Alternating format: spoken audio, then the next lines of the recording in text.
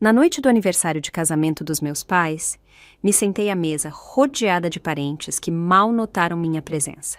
O momento que deveria ser a celebração de 35 anos de união se transformou em um palco de humilhação. O filho da minha irmã se aproximou com um sorriso malicioso, segurando um copo de refrigerante.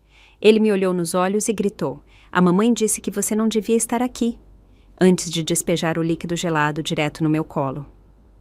O vestido ficou encharcado. A doçura pegajosa grudou na minha pele, enquanto a mesa inteira, incluindo meus pais, explodiu em gargalhadas. Eu apenas sorri de leve, sequei a roupa e me mantive em silêncio. Mas, por dentro, algo se rompeu. Naquela mesma noite, acessei minha conta e tirei meu nome do empréstimo deles. Pela manhã, o SUV novinho dela já não estava mais na garagem, e às 8 da manhã, alguém bateu na minha porta. Quando abri, tudo mudou. Você já se sentiu como um intruso na sua própria família? De onde você está lendo isso? Que horas são aí? Por favor, compartilhe sua história nos comentários para que eu saiba que não estou sozinha. Olá, meu nome é Alice Tavares, tenho 33 anos e moro sozinha em um apartamento pequeno em Curitiba, no Paraná. Minha vida gira em torno da cafeteria e padaria que construí em quase 8 anos. É mais do que um emprego. É meu refúgio, um espaço que criei com as minhas próprias mãos. Desde o cheiro do pão recém-assado até a disposição dos vasos de flor em cada mesa, a loja é a prova da minha independência. Uma parte da minha vida que ninguém na minha família nunca valorizou ou elogiou. Aprendi a sorrir sempre que mencionavam Sofia, minha irmã mais velha, como se o mundo girasse apenas em torno dela. Naquele maio, meus pais comemoraram o 35º aniversário de casamento. A festa foi em um restaurante chique na beira do Lago do Igapó, com grandes janelas de vidro que davam para a água brilhante ao pôr do sol.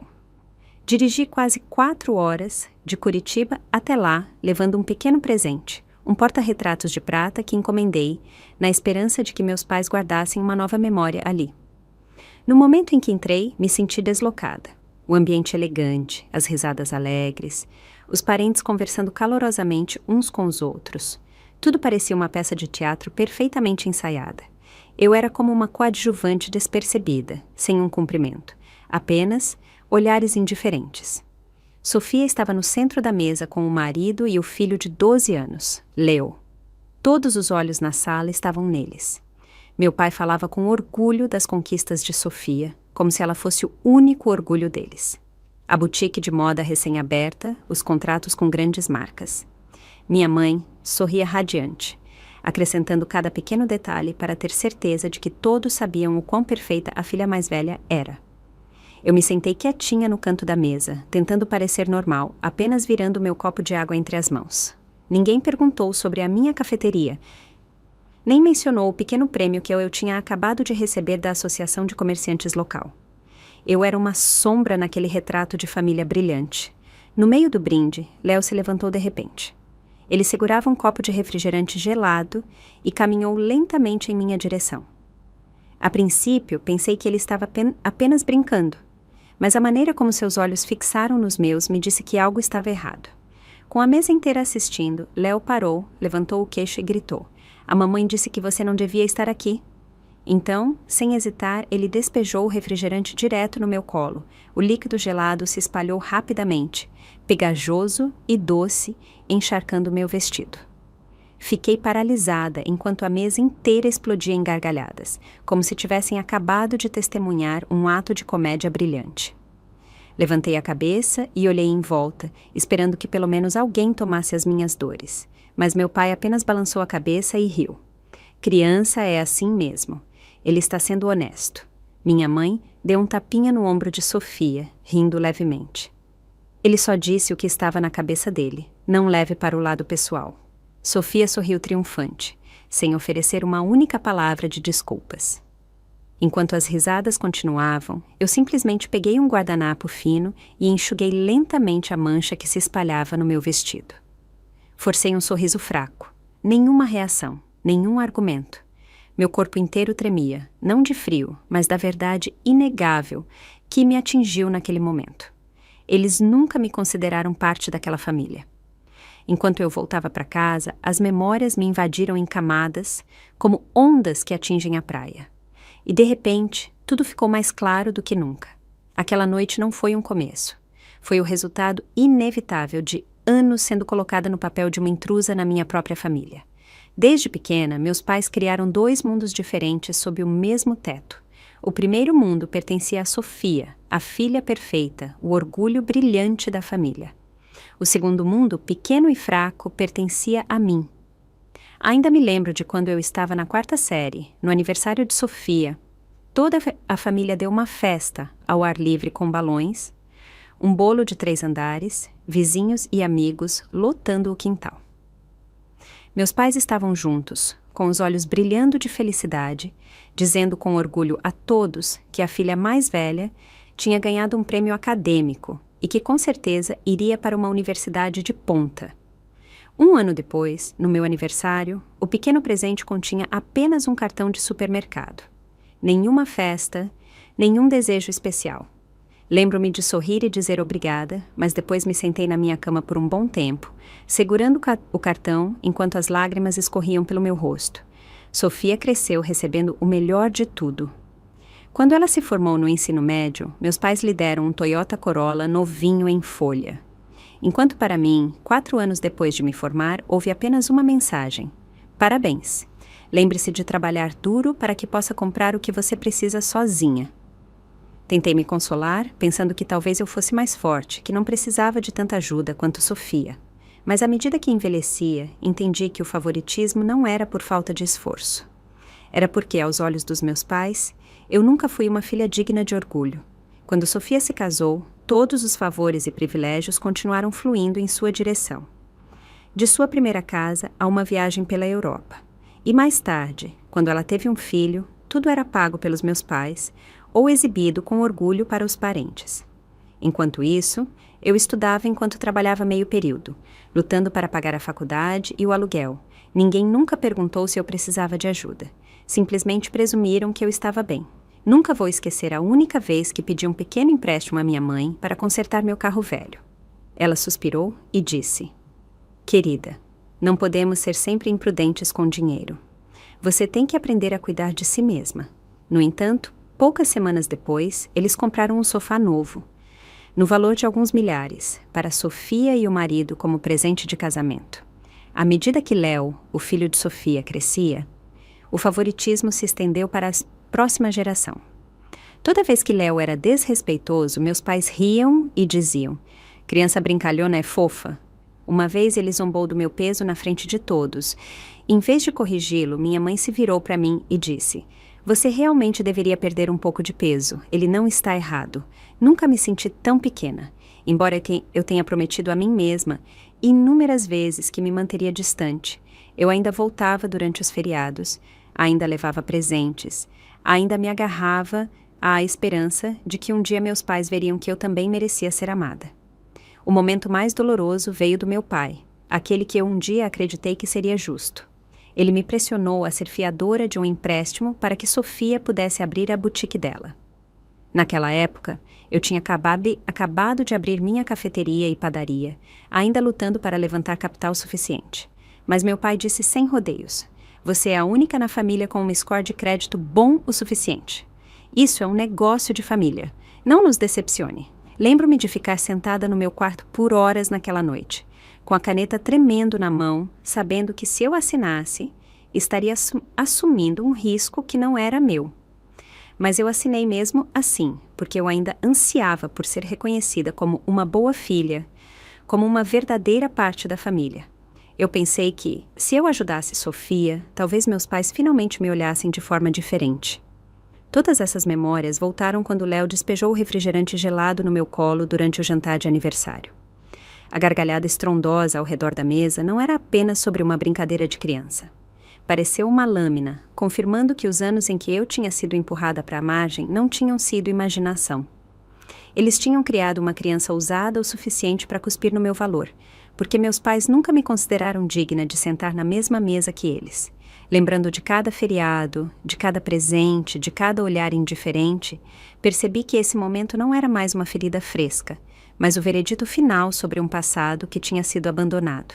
Na rodovia de volta para Curitiba, as luzes amarelas se estenderam em rastros borrados à frente. Geralmente, depois de ser magoada pela minha família, eu chorava, me atormentava e depois encontrava desculpas para eles. Que meus pais estavam ficando velhos, que Sofia só queria impressionar, que Léo ainda era muito jovem para entender. Mas aquela noite foi diferente. Eu não chorei. Não havia a habitual opressão no meu peito. O que eu senti, mais do que qualquer coisa, foi um vazio gelado, como se eu tivesse saído por uma porta que nunca me foi realmente permitido abrir. Olhei no espelho retrovisor para a cidade que desaparecia atrás de mim e pensei, eles nunca me viram como uma deles. Nunca. Quando o carro virou nas ruas conhecidas que levavam de volta ao pequeno apartamento onde moro, eu revivi os olhares de escárnio de toda a mesa. A risada que se seguiu ao refrigerante gelado que se espalhou pelo meu vestido, o consentimento dos meus pais, o rosto triunfante de Sofia, tudo se desenrolou como um filme em câmera lenta. Eu tinha aguentado 33 anos, acreditando que, se eu me esforçasse um pouco mais, me sacrificasse um pouco mais, eles finalmente me aceitariam. Mas naquela noite, sentada no escuro do meu carro velho, com o cheiro de asfalto se misturando com o refrigerante ainda grudado no meu vestido, eu soube que estava errada. Não havia lugar para mim naquela família. E a coisa mais cruel não foi o meu silêncio, mas o fato de que eles nunca me quiseram que eu falasse. Quando entrei no apartamento pequeno, não acendi a luz de imediato. Sentei no sofá velho e ouvi meu coração bater forte. O lugar era apertado, mas quieto, o cheiro de doces ainda pairando da fornada da manhã. Apoiei a cabeça no braço do sofá, fechei os olhos e, pela primeira vez, senti um brilho fraco de luz na quietude. Eu não precisava mais carregar os fardos deles. Eu não precisava viver para me provar para pessoas que nunca me reconheceram. Abrindo meu notebook, a tela azul fraca pareceu o início de outra coisa. Acessei minha conta bancária, rolei pelos números frios e parei nas informações do empréstimo. A linha fiadora Alice Tavares apertou meu peito. Era a corrente invisível que me tinha amarrado a Sofia e aos meus pais nos últimos 2 anos. Lembrei-me do dia em que assinei os papéis, meu pai colocando a mão no meu ombro e dizendo: "Você está fazendo isso pela família. Um dia você vai entender." Mas hoje eu entendi. Entendi que tudo tinha sido uma forma de eles explorarem minha devoção para alimentar o privilégio de Sofia. Meus dedos tremeram enquanto eu pairava o cursor sobre o botão de retirar a autorização. Hesitei por alguns segundos, como se um último vestígio de culpa ainda pairasse. Então, respirei fundo e cliquei. A tela piscou e uma mensagem apareceu. Sua solicitação foi processada. Naquele momento, parecia que alguém tinha acabado de afrouxar uma corda ao redor do meu peito. Eu me recostei na cadeira e soltei uma risada silenciosa. Não uma risada de alegria, mas de puro alívio. Eu tinha cortado a ligação. Eu não carregava mais os fardos deles. Não dormi de imediato naquela noite. Sentei-me perto da pequena janela, observando as luzes da rua se espalharem pela escuridão silenciosa do quarto. Pensei nos anos que se passaram, os cartões de felicitações insignificantes, as festas onde eu era esquecida, as vezes em que era ridicularizada na frente dos outros e todos os momentos em que eu fechei os olhos na fraca esperança de que minha família mudaria. Tudo agora se alinhava em uma longa cadeia que levava a este exato momento.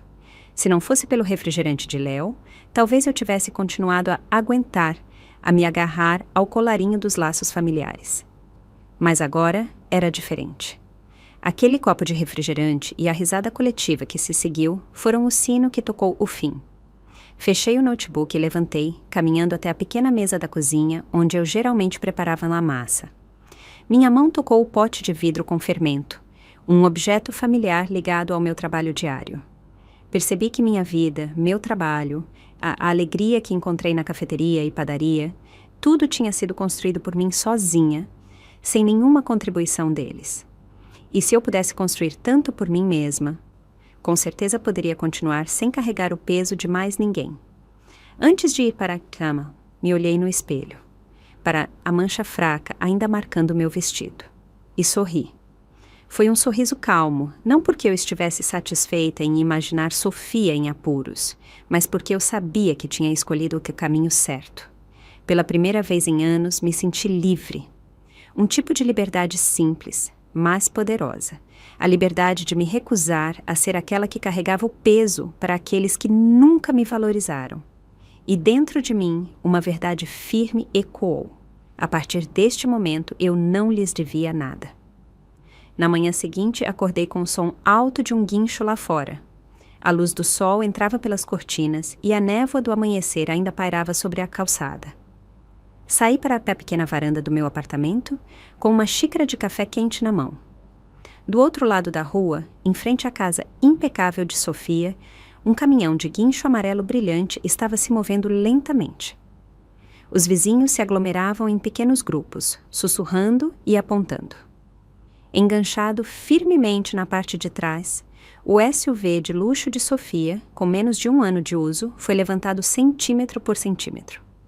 A cena não era barulhenta, mas o silêncio, permeado por murmúrios, a fazia parecer uma declaração pública. A imagem luxuosa que Sofia outrora exibira tinha sido desmascarada. Fiquei lá, sem fazer esforço para me esconder, bebendo calmamente meu café.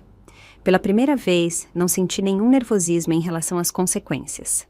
O carro foi rebocado, deixando para trás uma garagem vazia e os olhares desconfortáveis dos vizinhos. Eu sabia que a notícia se espalharia rapidamente pelo bairro. As mesmas pessoas que costumavam fofocar sobre os vestidos que Sofia usava, as viagens pela Europa que ela se gabava nas redes sociais, agora estariam falando sobre o SUV rebocado em plena luz do dia. Às 8 em ponto, uma batida frenética na porta se anunciou com tanta urgência que antes que eu pudesse pousar meu café, eu já sabia quem era. Abri a porta e, como eu esperava, Sofia estava lá. O rosto dela estava pálido, o cabelo loiro, uma bagunça emaranhada como se ela tivesse corrido para cá.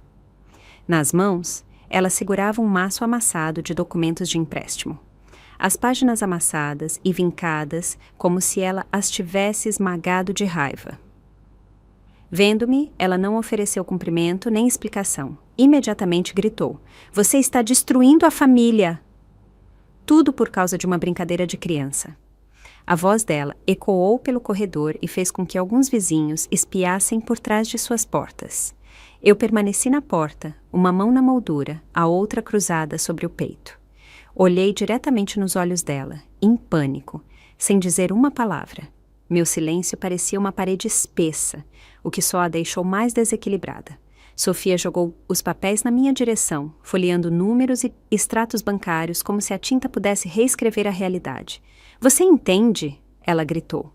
"O aluguel da loja, a mensalidade de Léo, os cartões de crédito, tudo depende de você. Como você pôde tirar seu nome do empréstimo? Você acha que pode viver separadamente? Isso é família." Eu não me movi. Senti a fúria dela e o desespero na voz. No entanto, estranhamente, não senti culpa.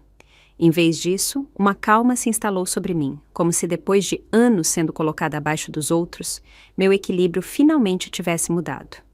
Sofia continuou falando, a voz embargada. "Pai e mãe nunca vão te perdoar. Eles vão te ver como uma traidora. Você está feliz em nos ver perder tudo?" Naquele momento, de repente, percebi algo que nunca tinha visto tão claramente antes. Minha força nunca veio de fazê-los felizes, mas do meu direito de escolher. Eu tinha assinado como fiadora por pressão, por um desejo desesperado de ser reconhecida. E agora era também meu direito cortar a ligação. Meu silêncio deixou Sofia sem palavras. Ela esperou que eu me justificasse, que tremesse e pedisse desculpas, mas tudo o que ela recebeu foi um olhar calmo e firme. Depois de uma longa pausa, Sofia soltou o ar bruscamente, o braço caindo sem força, os papéis quase escorregando de suas mãos. Eu vi seus dedos tremerem, não de frio, mas da compreensão crescente de que eu não seria mais o escudo atrás do qual eles poderiam se esconder. Antes de se virar, ela soltou uma última frase. "Você vai se arrepender disso."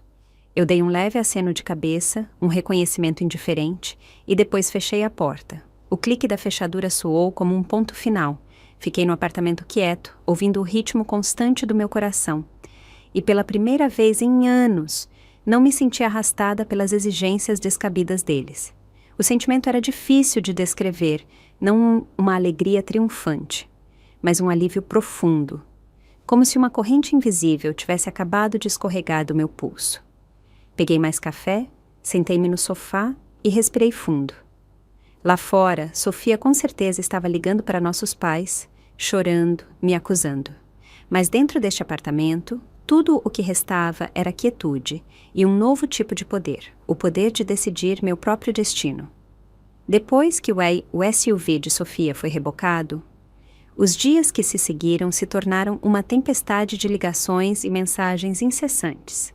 Meu telefone tocava ali cada hora e toda vez que a tela acendia, era o nome da minha mãe ou da minha irmã. A princípio, as vozes delas tentaram soar gentis, como se uma pequena concessão minha pudesse fazer tudo voltar ao normal. Alice, não piore as coisas. Sofia cometeu apenas um erro. Você é a irmã dela. Você deveria deixar para lá. O tom da minha mãe era o mesmo que ela sempre usou para desculpar as falhas da minha irmã, mas logo após a súplica veio a ameaça sutil. Se você não desfizer isso, seu pai e eu vamos considerar que você não faz mais parte desta família. Sofia era diferente. As mensagens que ela enviava para o meu telefone vinham em um fluxo implacável, como balas. Em um momento, ela implorava. Alice, eu falei sem pensar, por favor, me ajude só desta vez. Léo ainda precisa ir para a escola. Eu não consigo me virar sozinha. Mas apenas alguns minutos depois, o tom dela mudava. Não acredito que você se atreva a fazer isso com a sua própria família. Você realmente acha que pode viver em paz? Não se esqueça de quem te deu este sobrenome. Li cada linha que aparecia, nunca respondendo, apenas as salvando como se estivesse arquivando a prova de um velho hábito, a maneira delas de me forçarem à submissão através da culpa. O pior de tudo foi Léo. Ele tinha apenas 12 anos, mas o comportamento dele já carregava a arrogância nutrida por anos de indulgência. Em uma tarde, abri meu telefone e vi uma nova notificação. Era um vídeo do TikTok. Léo estava com alguns amigos, fingindo derramar refrigerante em suas roupas, uivando de tanto rir e depois olhando direto para a câmera e dizendo: "A tia Alice não devia estar aqui." A risada zombeteira que preenchia o vídeo me deixou furiosa e enjoada.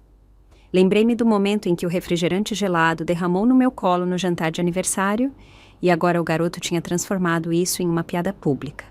Tentei deixar de lado e continuar com o meu trabalho na cafeteria e padaria, mas não parou por aí. Uma noite, tarde, quando fechei e entrei no estacionamento, gelei. Meu carro velho estava parado calmamente sob a luz da rua, mas a lataria havia sido arranhada com riscos profundos, a tinta descascada em rastros irregulares. Minhas mãos tremeram de raiva, mas antes que eu pudesse reagir, meus olhos caíram na janela da frente da loja. Uma grande rachadura se espalhou pelo vidro. A dor se estilhaçou em um padrão de teia de aranha, fragmentos espalhados pela calçada. Fiquei parada por alguns segundos, atordoada. Uma onda de medo e amargura crescendo dentro de mim. Eles tinham levado a maldade deles para o meu trabalho, para o lugar que eu tinha construído com suor e lágrimas. Respirei fundo e me apressei para verificar as câmeras de segurança. A tela mostrou a cena inegável em detalhes claros. Léo e outro garoto, ambos usando moletons, estavam rindo como se estivessem encenando um show. Um deles usou uma chave para riscar meu carro enquanto Léo balançava um taco na janela da loja, filmando com o telefone enquanto fazia isso. Quando o vidro rachou, eles riram de alegria. E Léo até se virou para a câmera e fez um gesto de zombaria. Fiquei congelada na frente da tela, mas em vez de chorar ou desabar como eu teria feito antes, um sentimento diferente subiu dentro de mim. Chega! Eu não podia ficar em silêncio mais uma vez. Eu não podia continuar deixando-os pensar que eu aguentaria para sempre, que eu arcaria com todas as consequências para preservar os laços familiares. Naquela noite, não demorei muito para decidir quem deveria ser o primeiro a ver a evidência. Imediatamente enviei o vídeo de Léo e o amigo dele vandalizando meu carro e quebrando a janela da loja para o tio Rafael, o irmão mais novo do meu pai, um homem que eu sempre considerei um apoio discreto na família. Rafael tinha trabalhado muitos anos na área jurídica antes de se aposentar, e em muitas ocasiões ele tinha sido o único a me encorajar e me dizer para me manter forte quando eles me humilhavam. Quando ele recebeu o arquivo, a voz dele ao telefone estava calma, mas incisiva. "Envie-me tudo o que você tem. Eu vou analisar e te dizer o que fazer. Mas me ouça, se você deixar isso passar, eles vão pensar que você não tem valor. Eles vão te pressionar ainda mais. As palavras dele foram tanto um aviso quanto um empurrão que eu não podia ignorar. Eu me senti fortalecer. Era hora não apenas de proteger minha propriedade, mas de proteger minha dignidade e minha segurança. Na manhã seguinte, Rafael veio à loja com o rosto sério, carregando uma pasta de documentos e seu notebook. Nós nos sentamos na frente da tela, revendo cada quadro, cada segundo.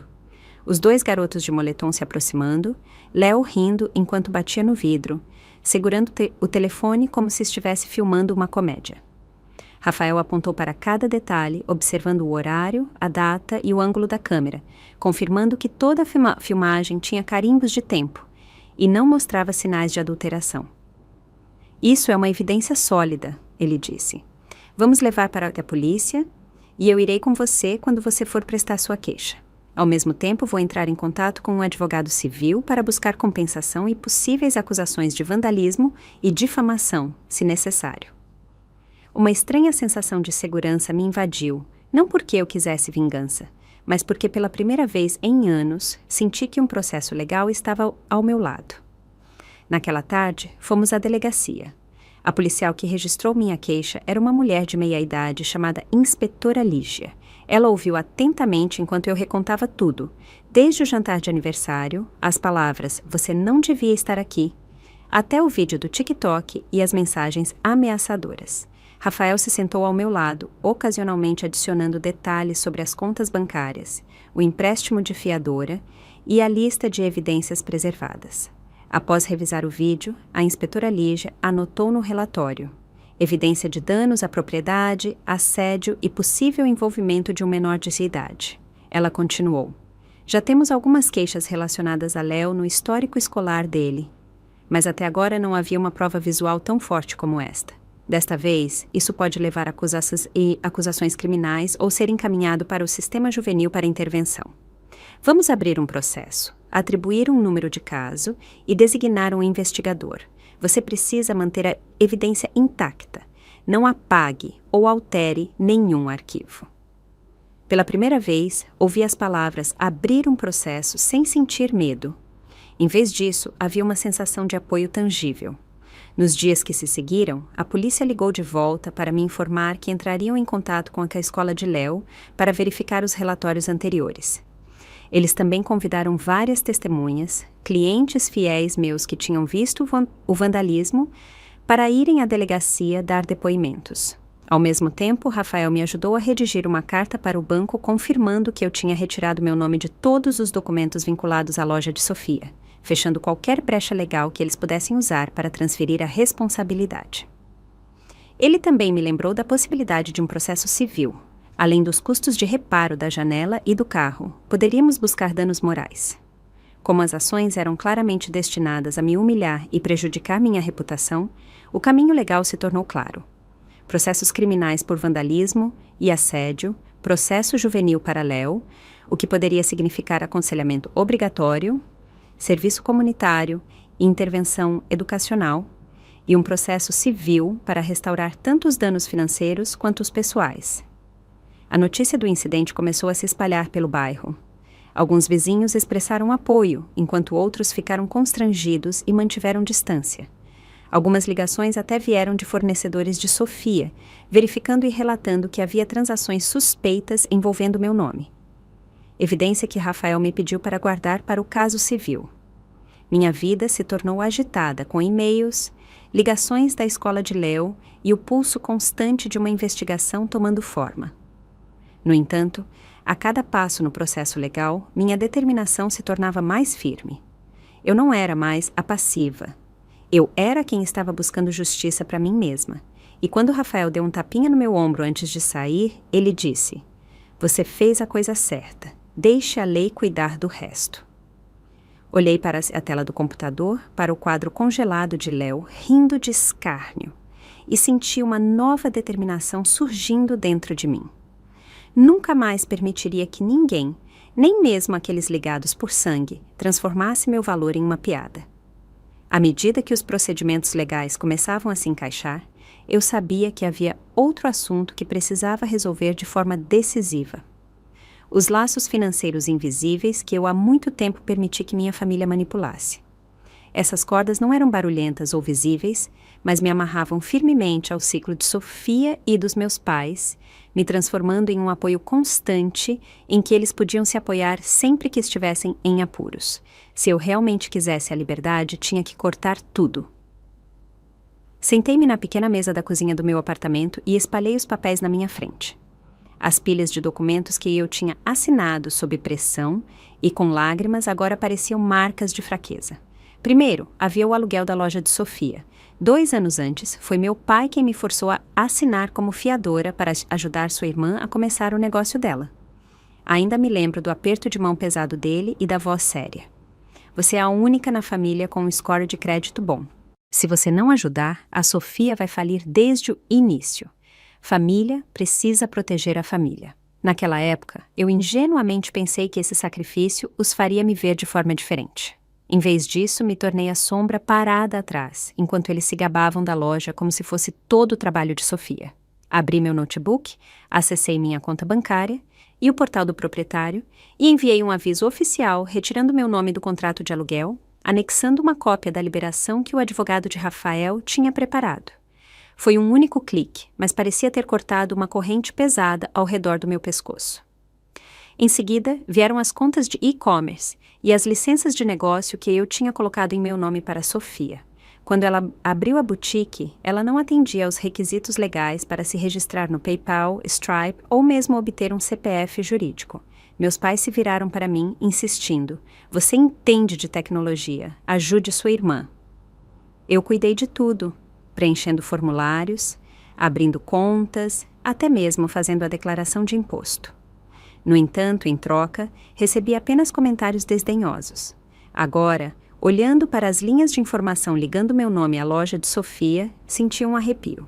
Se eu deixasse intocado, qualquer fraude ou má gestão por parte dela poderia cair sobre mim. Entrei em contato com as plataformas diretamente, enviei solicitações para fechar as contas e anexei a documentação provando que as informações estavam sendo usadas além de seu propósito original. Cada e-mail de confirmação que retornava com as palavras "a conta foi desativada" parecia um corte frio de tesoura, cortando os fios de uma teia que eles tinham emaranhado em mim por anos. O terceiro passo foi o cartão de crédito secundário que meus pais tinham me forçado a abrir. Lembrei-me de como minha mãe uma vez segurou minha mão, com a voz doce. "Você é a responsável. Coloque seu nome em um cartão para a família. Apenas em caso de emergências." Tola, acreditei que isso me faria uma parte importante da família. Mas essas emergências rapidamente se transformaram em inúmeras compras de roupas e joias para Sofia, seguidas de contas empurradas para mim, para que eu cobrisse por enquanto. Eu tinha pago mais do que podia contar apenas para manter a paz. Agora, liguei para o banco diretamente, exigi o cancelamento de todos os cartões suplementares e deixei claro que não seria mais responsável por nenhuma cobrança. O representante do banco confirmou em voz monótona: "As contas secundárias foram encerradas. A senhora agora é responsável apenas pela sua conta principal." Fechei os olhos e senti o alívio se espalhar por mim.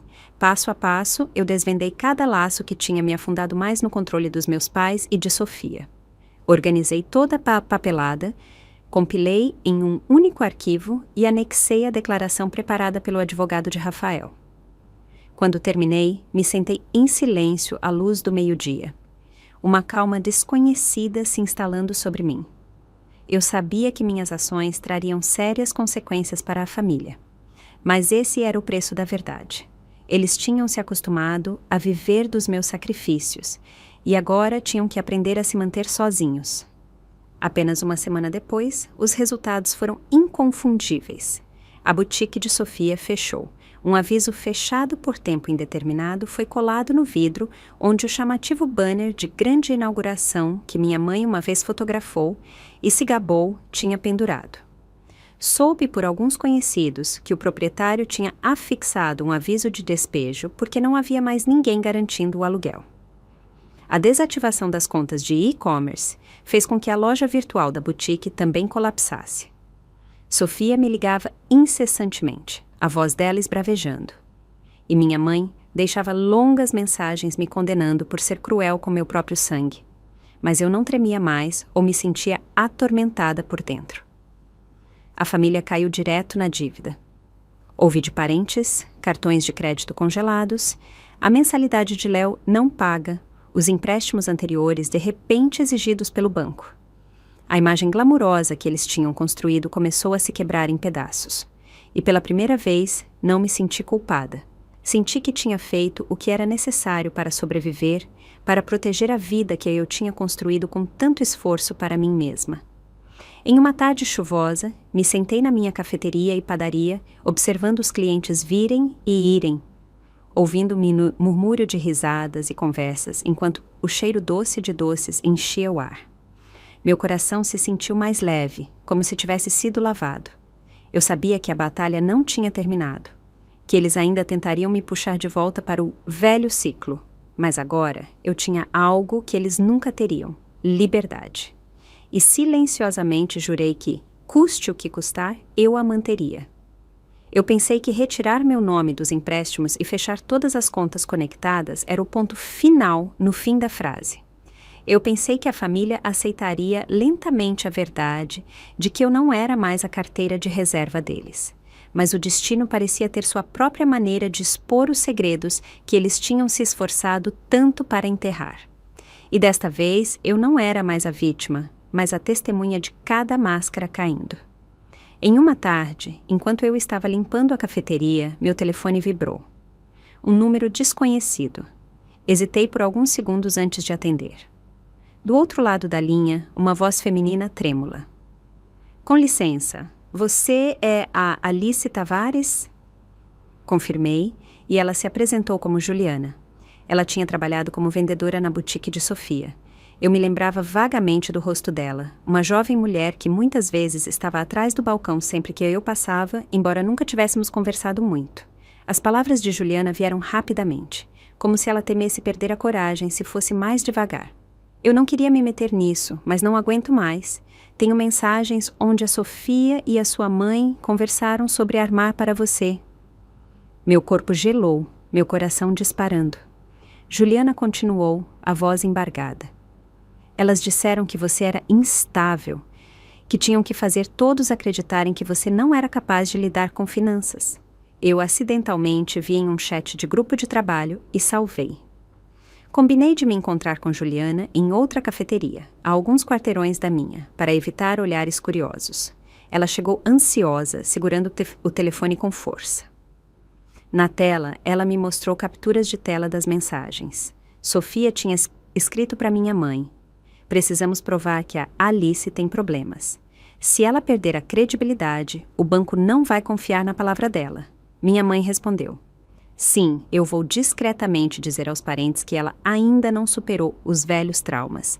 Todos vão acreditar nisso. Ler aquelas palavras me causou uma dor lancinante e um arrepio na espinha. Então, os olhares de pena que alguns parentes tinham me dado não foram por acaso. Eles tinham sido todos parte de um plano sujo para me quebrar. Enviei a evidência imediatamente para Rafael. Ele ficou em silêncio por alguns segundos, depois assentiu. Isso não é apenas crueldade dentro de uma família. Isso é conluio para difamar sua reputação legalmente. Pode ser considerado difamação. Rafael rapidamente fez backup de todas as mensagens e as adicionou ao processo. A voz dele era incisiva. Vamos incluir isso nas acusações. Eles não têm mais como negar. Antes que eu tivesse me recuperado do encontro com Juliana, outra ligação chegou. Desta vez era de um fornecedor de tecidos da boutique de Sofia. O homem foi direto. Estou ligando para perguntar se a senhora realmente concordou com essas faturas que a Sofia enviou, porque seu nome aparece na papelada como coproprietária. Atordoada, pedi a ele para me enviar uma cópia. Quando o arquivo chegou, meu coração afundou. Lá estava meu nome, Alice Tavares, ao lado de uma assinatura falsificada, junto à de Sofia. Eles tinham usado meu nome para fazer pedidos, explorando meu crédito para garantir termos favoráveis com o fornecedor. Encaminhei os documentos direto para Rafael, que Franziu a testa, a raiva clara no rosto dele. Isso é fraude e falsidade ideológica. Eles violaram a lei sem a menor dúvida. A notícia se espalhou mais rápido do que eu esperava. Na pequena comunidade onde eu morava, começaram a circular sussurros. Do fechamento da boutique de Sofia ao banco retomando o carro dela, aos murmúrios de que a família Tavares não era tão perfeita quanto a imagem que eles tinham polido por anos. Uma cliente fiel se inclinou e sussurrou para mim. Todos sempre pensaram que seus pais eram um casal modelo com filhos bem-sucedidos, mas ouvi dizer que agora tudo está desmoronando. Eu apenas me mantive em silêncio e dei um leve sorriso. Eu não precisava adicionar nada. A verdade já estava falando alto o suficiente. Rafael imediatamente adicionou a nova evidência ao arquivo legal: fraude financeira, falsidade ideológica e assédio sistemático. Ele explicou: o ponto-chave é que não temos apenas o vídeo de vandalismo.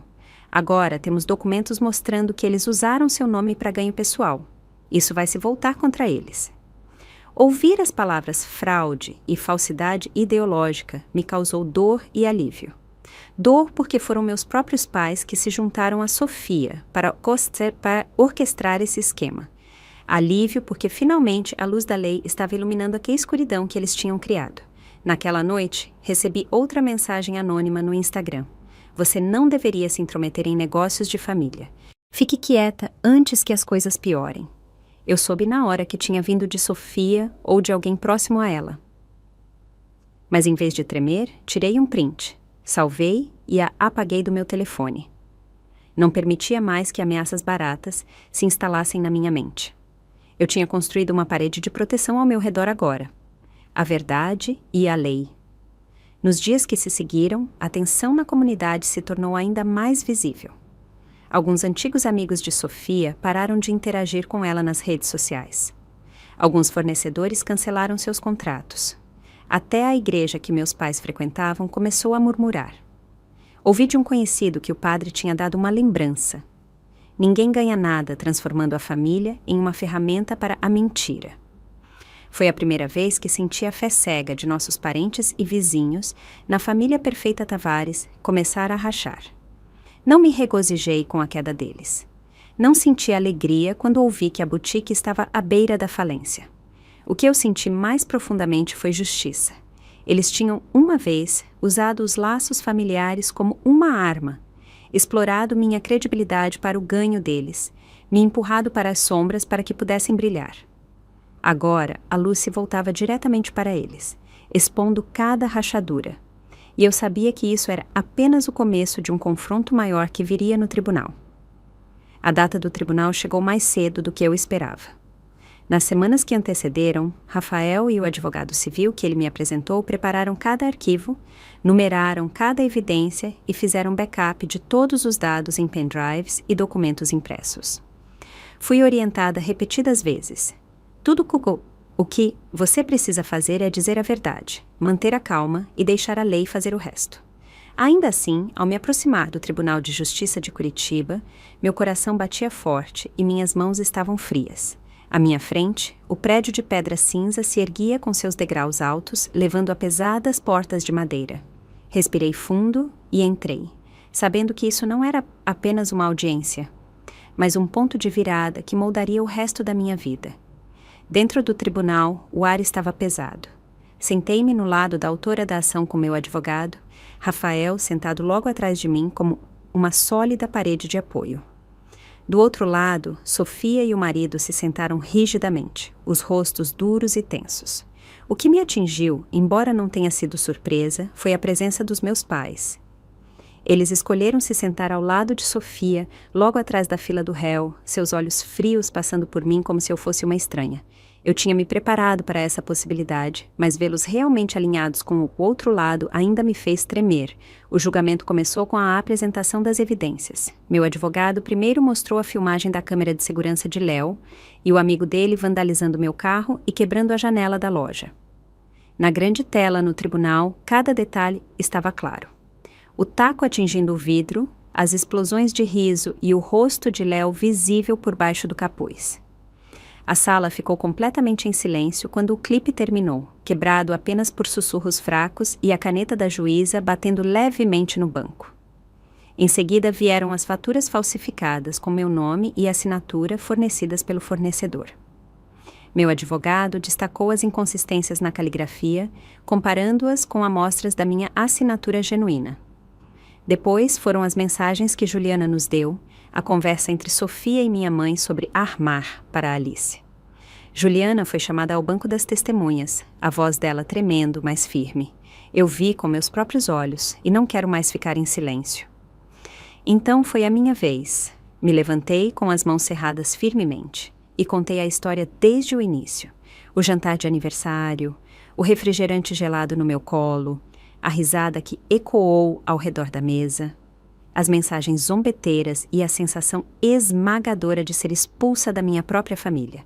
Quando repeti as palavras de Leo, "A mamãe disse que você não devia estar aqui", olhei brevemente para minha mãe. Ela abaixou a cabeça, não oferecendo negação, mas não mostrou o menor sinal de remorso. Naquele momento, percebi que eu não esperava mais reconhecimento dela. Tudo o que eu queria era que a justiça estivesse ao lado da verdade. O advogado de defesa tentou argumentar que isso era apenas uma disputa familiar que foi exagerada, que as ações de Léo não passavam de travessuras infantis e que Sofia apenas pediu ajuda financeira, em vez de me coagir. Eles até alegaram que eu tinha interpretado mal a situação, quando acreditei que estavam armando para mim. Mas quando a juíza ordenou que o vídeo do vandalismo fosse exibido novamente e as mensagens fossem mostradas de novo, as palavras da defesa se desfizeram rapidamente. As linhas "precisamos provar que a Alice é instável" iluminaram a tela, inegáveis para todos os presentes no tribunal. Após várias horas, a juíza, uma mulher de meia-idade de rosto sério, entregou sua conclusão. Ela olhou diretamente para Sofia e para meus pais, a voz dela incisiva e precisa. Isso não é um assunto de família particular que pode ser resolvido com um jantar ou um pedido de desculpas. Isso é conduta ilegal, dano à propriedade, fraude financeira e falsidade ideológica. O tribunal vai julgar com base em evidências, não em desculpas. Ao ouvir o veredito, senti como se meu corpo inteiro finalmente tivesse liberado a tensão. Sofia e o marido foram ordenados a me indenizar em R$32 mil para cobrir danos materiais, reparos no carro, substituição da janela e parte dos custos legais. Leo foi colocado em um programa de serviço comunitário obrigatório de 200 horas, juntamente com aconselhamento juvenil. De forma mais impressionante, a juíza enfatizou: "Esta família deve reconhecer que acobertar e mimar tal comportamento apenas prejudica as crianças, ensinando-as a desrespeitar a lei." Meus pais não foram condenados diretamente, mas a reputação deles caiu para o ponto mais baixo. Quando o veredito foi lido em voz alta, várias pessoas presentes, incluindo parentes distantes e conhecidos, olharam para eles com olhos cheios de decepção e desprezo. Eu não comemorei a vitória. Apenas me sentei lá, ouvindo cada palavra do veredito, e senti uma profunda sensação de alívio. Por anos fui tratada como uma sombra usada como ferramenta financeira, ridicularizada até mesmo no jantar de aniversário dos meus pais. E agora a verdade tinha sido dita. A justiça tinha sido estabelecida e ninguém poderia negá-la. Quando o julgamento terminou, peguei meus papéis e saí. Não olhei para Sofia nem para meus pais. Meus passos ecoaram no chão frio de ladrilho. Mas por dentro ouvi outra coisa: o som da libertação. Do lado de fora do tribunal, o vento de Curitiba soprava forte, espalhando folhas amarelas pelo ar. Rafael caminhou ao meu lado, a mão dele repousando levemente no meu ombro. "Você conseguiu", ele disse. "E a partir de agora, você não precisa carregar o fardo de mais ninguém." Levantei a cabeça, respirando o cheiro forte do ar marinho misturado na brisa. À minha frente, não havia mais a sombra da família Tavares, mas um novo caminho onde eu poderia andar com meus próprios pés. Após o julgamento, pensei que as coisas se acalmariam. Mas como um animal encurralado, a família de Sofia não aceitou a derrota facilmente. Nas primeiras semanas, eu ainda notei traços de assédio mesquinho, Em uma manhã, quando abri a loja, as palavras traidora foram pintadas com spray vermelho na parede lateral. Outra vez, minha caixa de correio foi entupida com pedaços de papel com anotações anônimas. A família nunca vai te perdoar. Mas desta vez, eu não tremi. Fotografei tudo e enviei direto para a polícia. E a diferença foi que eles não ignoraram mais. Porque após o veredito, o processo legal estava registrado. E cada novo relatório que eu registrava era tratado rapidamente. Um policial familiar até me disse: "Não se preocupe, não vamos deixar que isso se agrave ainda mais." A diferença não era apenas na proteção da lei, mas dentro de mim mesma. Eu não via mais aqueles atos de assédio como uma medida do meu valor. Agora eles não eram nada mais do que ruído do lado de fora do vidro, incapaz de me perfurar. Eu concentrei minha atenção na cafeteria e padaria, que de repente se tornou mais animada do que nunca. Os clientes vinham não apenas pelos doces, mas porque minha história tinha se espalhado por toda a comunidade. Um jornal local publicou um artigo intitulado "A Mulher que se levantou contra o favoritismo tóxico." Contava como eu construí a loja sozinha, como ousei resistir à injustiça dentro da minha família e como escolhi me proteger. Li aquele artigo em uma noite tranquila, sentindo-me emocionada e em paz. Pela primeira vez, minha voz não foi abafada pela risada zombeteira dos parentes. Ela ressoou como prova de resiliência. A loja ficou mais movimentada, as vendas dobraram em apenas alguns meses. Tortas de frutas, croissants amanteigados e café coado quase esgotavam antes da tarde. Contratei mais funcionários, expandi o cardápio e organizei pequenos workshops de panificação para estudantes do ensino médio. Pouco tempo depois, recebi uma carta da Associação de Pequenas Empresas de Curitiba, me informando que eu tinha sido homenageada como a Pequena Empresa do Ano. Tive que ler as palavras várias vezes antes de poder acreditar. Na cerimônia de premiação, fiquei no palco, com luzes brilhantes me iluminando, de frente para uma plateia cheia de estranhos, mas cheia de apoio. Falei brevemente sobre minha jornada, enfatizando que o sucesso não vem de ser mimado, mas de se manter firme quando os outros querem ver você cair. Os aplausos ecoaram pela sala e senti meus olhos lacrimejarem. Enquanto eu estava ocupada seguindo em frente, notícias sobre Sofia e meus pais chegavam até mim, principalmente através de parentes distantes ou antigos conhecidos. A boutique de Sofia foi oficialmente à falência, o proprietário colocando uma placa de aluga-se. Vários fornecedores entraram com ações judiciais por contratos fraudulentos. O marido dela, aquele que ela costumava exibir como um parceiro de negócios brilhante, perdeu o emprego porque a empresa não queria nenhuma conexão com o escândalo. Meus pais, que uma vez se orgulhavam de serem um casal modelo na igreja e na comunidade, agora se viam desprezados. Alguém me disse que durante um culto, quando meu pai se levantou para falar, a sala ficou em um silêncio constrangedor, sem um único aplauso. A honra a qual eles se apegaram por tanto tempo estava desmoronando peça por peça. O isolamento veio da mesma comunidade que eles tinham tentado controlar. Sussurros se transformaram em conversas públicas. Os Tavares não eram perfeitos. Eles rebaixaram a filha mais nova para mimar a mais velha. Agora, tudo está às claras. Ouvi essas palavras de segunda mão, mas não senti mais amargura. O que eu senti foi justiça, simples e natural, encontrando seu caminho finalmente. Em uma noite, enquanto eu fechava a loja, parei na janela, com as luzes amarelas da rua se espalhando pela calçada molhada pela chuva. Pensei no caminho que eu tinha percorrido, desde o refrigerante gelado que se espalhou pelo meu vestido no jantar de aniversário até as explosões de riso zombeteiro. Até as noites em que eu tremia assinando papéis para a família. Agora, tudo isso estava para trás. Eu não precisava mais me esforçar para provar meu valor a pessoas que nunca quiseram vê-lo. Eu tinha clientes, funcionários e uma comunidade que valorizava minha história. E o mais importante, eu tinha a mim mesma, uma Alice mais forte, mais livre e respeitada. Sei que ainda haverá rumores maliciosos, ainda olhares frios daqueles que compartilham o sobrenome Tavares. Mas, ao contrário de antes, não sinto mais medo ou vergonha. O que eu sinto agora é calma. Minha vida não é definida pela aprovação deles. É definida por como eu me levantei depois de tudo e por como eu escolhi um novo caminho para mim mesma. E nesse caminho, eu ando com uma crença clara. Eu não preciso de uma família tóxica para sobreviver.